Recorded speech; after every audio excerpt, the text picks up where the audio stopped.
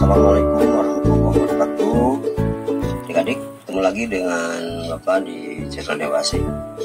Kali ini kita akan melanjutkan pembelajaran sebelumnya, yaitu tentang ayo membayar zakat. Bagaimana kabarnya adik-adik? Alhamdulillah, mudah-mudahan kita tetap dalam keadaan sehat walafiat, dijauhkan dari segala mara bahaya. Adik-adik, sebelum berlanjut ke materi, adalah kita berdoa dulu agar pembelajaran hari ini mendapat keberkahan dan mendapat ilmu yang bermanfaat dari Allah Subhanahu wa Ta'ala. Berdoa dipersilahkan. Bismillahirrahmanirrahim. Raditu billahi rabba wa bil islami dina wa bi Muhammadin sallallahu alaihi wasallam nabiyya wa rasula. Rabbi zidni ilman warzuqni fahman. Amin. Artinya kami ridha Allah sebagai Tuhanku, Islam sebagai agamaku, dan Nabi Muhammad sebagai Nabi dan Rasul. Ya Allah, tambahkanlah kepadaku ilmu dan berilah aku pengertian yang baik. Amin. Alhamdulillah, kita sudah berdoa, mudah-mudahan kita dikabulkan oleh Allah Subhanahu wa Ta'ala, dan kita lanjut ke pembelajaran berikutnya. Tapi sebelum berlanjut ke pembelajaran berikutnya, Bapak ingatkan pembelajaran minggu kemarin tentang pengertian zakat, ya, kemudian hukum zakat, dan juga syarat sah zakat, dan yang lain-lainnya. Itu mohon diperhatikan, ya. Mengingatkan bahwa pengertian zakat itu ada dua macam, yaitu ada yang menurut bahasa zakat artinya membersihkan diri atau mensucikan diri, ya. Sedangkan menurut istilah zakat adalah kadar harta tertentu yang wajib dikeluarkan kepada orang yang berhak menerimanya dengan beberapa syarat tertentu sesuai dengan ajaran Islam, ya. Sedangkan infak, menurut bahasa infak berasal dari kata anfaqo yang bermakna mengeluarkan atau membelanjakan harta. Sedangkan menurut syariat, infak berarti mengeluarkan sebagian dari harta atau penghasilan untuk suatu kepentingan yang diperintahkan oleh agama, ya. Adapun infak bisa mencakup dana zakat maupun bukan zakat. Jadi infak ada yang wajib, ada yang sunnah. Yang wajib diantaranya seperti kafarat, nazar, zakat, dan lain-lain. Yang sunnah diantaranya infak diberikan kepada fakir miskin, anak yatim, korban bencana alam, dan lain-lain. Nah, itu diantaranya infak, ya. Jadi zakat ditunaikan dengan takaran atau nisab yang ditentukan, sedangkan infak tidak ada nisabnya, ya. Jumlah harta yang diinfakkan diserahkan pada pemilik harta tersebut. Sedangkan sedekah menurut bahasa berasal dari kata sidqoh. Sidqoh artinya benar. Menurut tafsiran para ulama, orang yang suka bersedekah adalah orang yang benar pengakuan imannya. Jadi sedekah adalah perwujudan sekaligus bukti keimanan seseorang. Jadi sedekah juga bisa diartikan sebagai pembelanjaan yang dilakukan di jalan Allah. Sedekah dapat bermakna infak, zakat, dan kebaikan non materi, ya. Bersedekah tidak harus berupa uang. Kita juga dapat melakukan dengan cara sederhana seperti tersenyum, berbagi ilmu, dan lain-lain. Itu diantaranya perbedaan antara zakat, infak, dan sedekah. Jadi kalau zakat ada batas nisabnya, ya, ada ukurannya. Kalau infak itu diserahkan kepada yang mempunyai harta, sedekah juga sama, bisa dalam bentuk barang, bisa dalam bentuk yang lainnya. Itu diantaranya perbedaan yang dapat Pak sampaikan. Baik adik-adik, kita lanjutkan. Jadi tadi Bapak sudah menjelaskan perbedaan zakat, infak, dan sedekah. Kita lanjutkan dengan zakat mal ya. Jadi kemarin Bapak jelaskan bahwa zakat dibagi dua, ada zakat fitrah dan yang kedua ada zakat mal atau zakat harta. Jadi zakat mal menurut bahasa berasal dari kata tazkiyah ya, yang artinya mensucikan harta benda. Sedangkan menurut istilah adalah kadar harta benda tertentu yang wajib dikeluarkan oleh umat Islam yang memenuhi syarat kepada orang yang berhak menerimanya. Itu pengertian zakat mal secara bahasa dan istilah. Kemudian berikutnya sekalian adalah hukum zakat ya. Jadi hukum zakat itu untuk zakat mal sudah Pak jelaskan, kalau memang sudah masuk nisab itu wajib dikeluarkan ya. Kalau sudah memenuhi syarat itu wajib dikeluarkan. Seperti yang tercantum dalam firman Allah Quran surat At-Taubah ayat 103 ya, yang berbunyi A'udzu billahi minasyaitonir rajim. Bismillahirrahmanirrahim. Khudz min amwalihim shadaqatan tutahhiruhum wa tuzakkihim biha wa shalli 'alaihim. Inna sholataka sakanun lahum. Wallahu sami'un alim. Silakan baca artinya dengan baik. Artinya, ambillah zakat dari harta mereka guna membersihkan dan menyucikan mereka dan berdoalah untuk mereka. Sesungguhnya doamu itu menumbuhkan ketentraman jiwa bagi mereka. Allah Maha mendengar dan mengetahui. Shadaqallahul azim. Itu bunyi surat At-Taubah ayat 103. Terima kasih. Mudah-mudahan bisa dihafal ya, biar lancar. Ya adik-adik, tadi sudah kita dengarkan bersama Quran surat At-Taubah ayat 103. Kemudian artinya yang tadi dibacakan ya, ambillah zakat dari sebagian harta mereka, maksudnya sebagian harta mereka yang kaya ya, yang cukup. Dengan zakat itu kamu membersihkan diri dan mensucikan mereka, dan mendoalah untuk mereka. Sungguhnya doa kamu itu menjadi ketentraman jiwa bagi mereka, dan Allah Maha mendengar lagi Maha mengetahui. Ini nanti kewajiban zakat itu bagi orang yang mampu. Jadi sekali lagi bahwa zakat mal itu ataupun zakat fitrah itu kan disyaratkan kepada orang yang mampu atau yang memiliki harta ya. Termasuk bagian daripada syarat zakat mal juga seperti itu ya. Yang pertama Islam. Jadi kalau orang di luar Islam mau mengeluarkan sesuatu itu bukan zakat namanya ya, sumbangan. Kemudian merdeka. Kemudian yang berikutnya milik sendiri ya, jadi bukan milik orang lain, harta milik sendiri. Yang keempat adalah sudah mencapai batas minimal ya, atau nisab. Kemudian waktunya cukup 1 tahun ya yang dimilikinya. Ini syarat-syarat zakat mal. Kemudian adik-adik, berikutnya adalah rukun zakat mal ya. Hampir sama dengan rukun zakat fitrah ya. Yang pertama adalah niat ya. Yang kedua ada orang yang berzakat atau muzaki.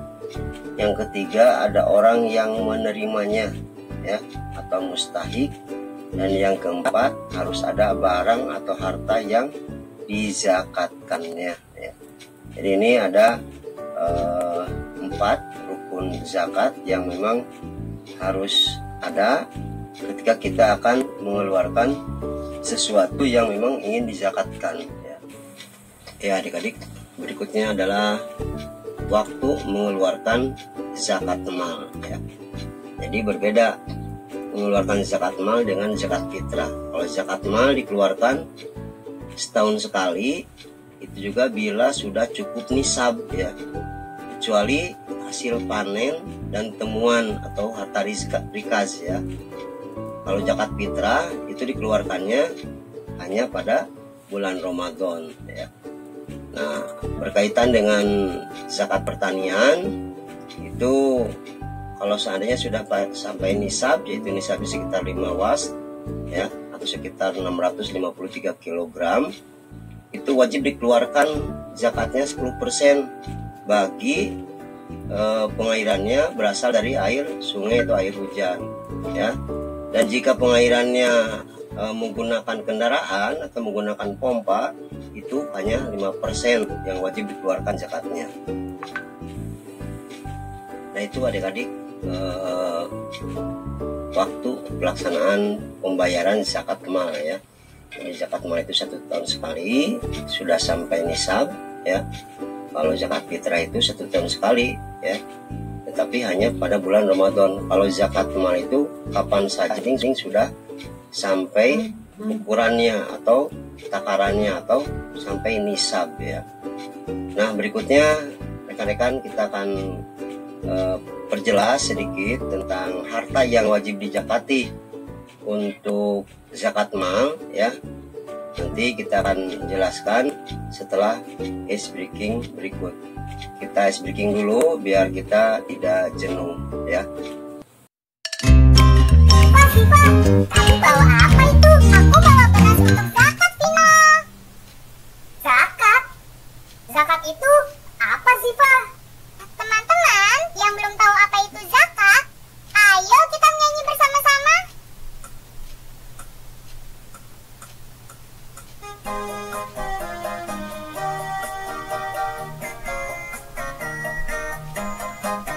Hai teman-teman semua, tahukah kamu apa itu zakat?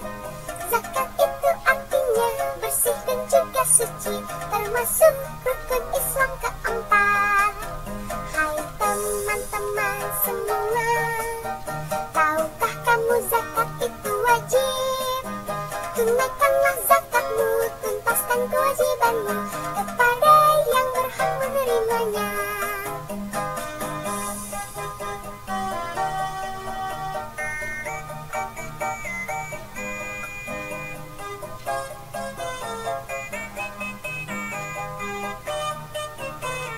Teman-teman semua, tahukah kamu apa itu zakat? Zakat itu artinya bersih dan juga suci, yang masuk rukun Islam keempat. Hai teman-teman semua, tahukah kamu zakat itu wajib? Tunaikanlah zakatmu, tuntaskan kewajibanmu kepada yang berhak menerimanya. Tunaikanlah zakatmu, tuntaskan kewajibanmu kepada yang berhak menerimanya.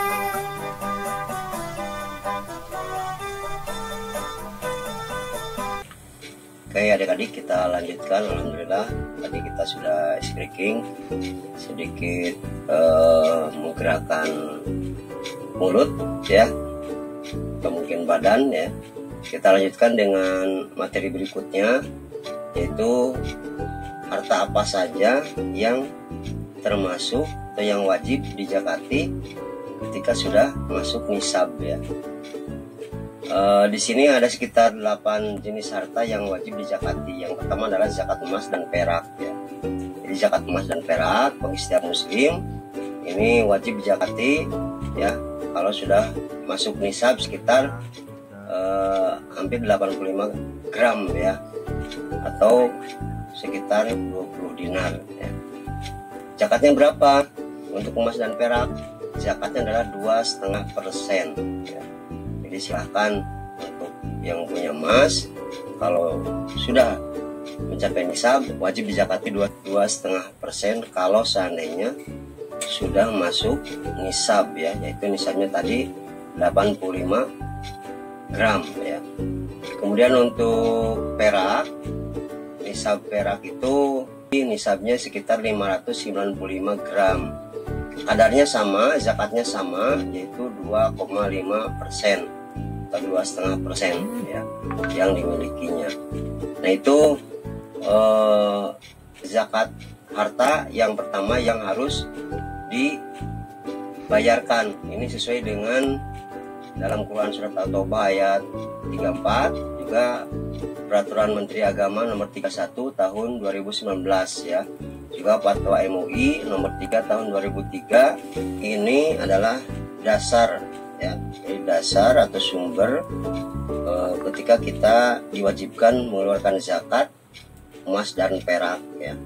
Kemudian berikutnya yang wajib dizakati adalah zakat perniagaan ya. Jadi setiap hasil perniagaan atau perdagangan wajib dizakati, meliputi barang dagangan ditambah uang tunai dan piutang ya, yang masih mungkin dibayarkan oleh customer ya, pelanggan kita. Besar zakatnya sama, yaitu 2,5%, dan dikeluarkan setelah dikurangi utang atau kerugian ya. Zakat perniagaan ini dibayarkan setelah jumlah harta perniagaannya telah mencapai nisab sebesar 85 gram emas ya, dan telah mencapai haul ya, atau sudah berusia 1 tahun ya. Jadi kalau kita sebagai pedagang dan menghasilkan serta memiliki harta yang mencapai nisabnya 85 gram emas, itu wajib dikeluarkan zakatnya 2,5%. Berikutnya adik sekalian, yang ketiga adalah zakat pertanian dan buah-buahan. Tadi sudah dijelaskan di awal ya, pertanian dan buah-buahan itu zakatnya ada yang 10%, ada yang 5%, tergantung dari posisi sawah atau kebunnya. Kemudian yang keempat adalah zakat hewan ternak ya. Hewan ternak yang wajib dizakati yaitu unta, sapi, kerbau, kambing atau domba ya.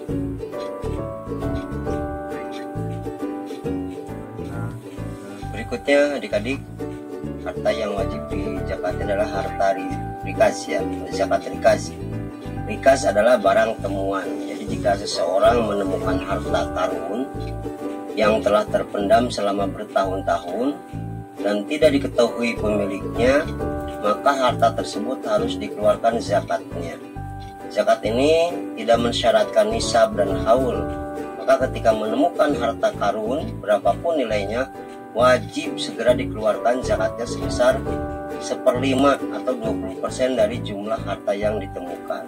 Itu harta riskas ya. Kemudian yang keenam adalah zakat profesi. Zakat profesi atau penghasilan itu disamakan dengan zakat pertanian dari segi nisab, yaitu 653 kg, dan waktu mengeluarkan zakatnya yaitu setiap mendapatkan gaji.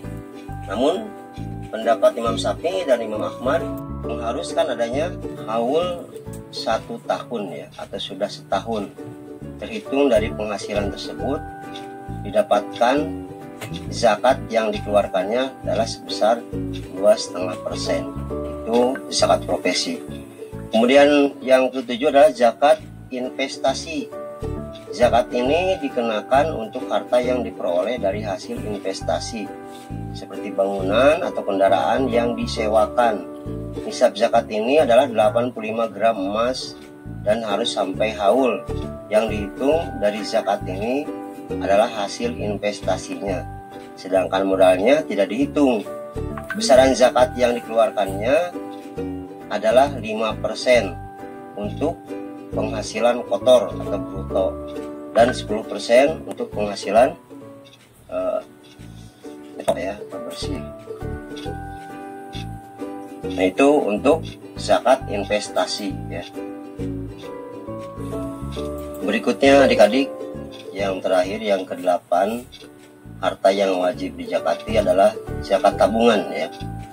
Jika seorang muslim memiliki uang tabungan yang telah tersimpan selama 1 tahun dengan nilai setara 85 gram emas, maka wajib mengeluarkan 2,5% untuk zakatnya. Itu mungkin yang termasuk harta yang harus dizakati ya. Ada 8 macam. Ini silahkan dipelajari kembali, diulang-ulang kembali. Mudah-mudahan adik-adik apa yang Bapak sampaikan dapat dipahami, dan silahkan mencari sumber lagi agar nanti adik-adik lebih paham dan lebih mengerti ya. Terutama nanti di SMP insya Allah akan diperjelas kembali. Alhamdulillah adik-adik, hari ini pembelajaran PAI telah selesai. Kita ucapkan alhamdulillahirrahmanirrahim. Mudah-mudahan materi ini yang Bapak sampaikan dapat dipahami dan silakan dipelajari kembali. Insya Allah kita akan ketemu lagi minggu depan dengan materi yang sama tetapi sub materinya berbeda, yaitu tentang mustahik zakat dan hikmah puasa. Lagi silakan digali kembali untuk materi yang Bapak sampaikan tadi, dan sekarang dipersilakan untuk menulis atau mengerjakan tugas di rumah PR ya, disalin dan nanti disetorkan ke Bapak Ibu guru. Setelah itu silakan untuk berdoa agar ilmu yang barusan kita pelajari menjadi ilmu yang bermanfaat dan berkah bagi kita semuanya. Terima kasih. Salam kepada ayah bundamu, dan kita ketemu lagi di pertemuan yang akan datang. Assalamualaikum warahmatullahi wabarakatuh. Doa kafaratul majelis. Alhamdulillahi rabbil alamin. Subhanaka Allahumma wa bihamdika asyhadu an la ilaha illa anta astaghfiruka wa atubu ilaik. Amin. Artinya maha suci Engkau ya Allah, dan dengan memujimu aku bersaksi bahwa tiada Tuhan selain Engkau. Aku mohon ampun dan bertaubat kepadamu.